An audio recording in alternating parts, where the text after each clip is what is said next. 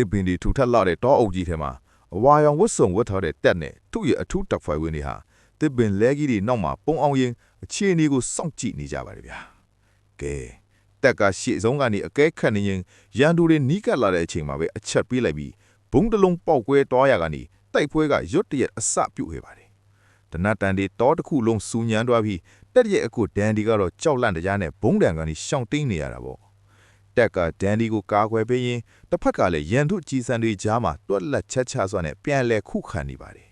အဝါရောင်ဝတ်စုံဝတ်အဖွဲ့သားတွေဟာတောတွင်းဗျူဟာကိုအတုံးချပြီးရန်သူတွေကိုအငိုက်မိအောင်တိုက်ခိုက်ကြပါတယ်ဗျာ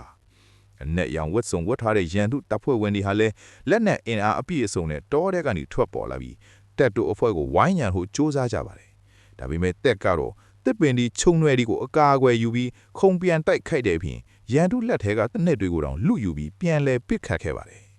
တိုက်ပွဲကပိုမှုပြင်းထန်လာချိန်မှာတက်ကတစ်ပင်မြင့်မြင့်တွေပေါ်ကိုလင်းပြန်စွာတက်သွားပြီးအပေါ်စီးကနေရန်သူတွေကိုအလဲထိုးပစ်ခဲ့ပါတယ်โอเค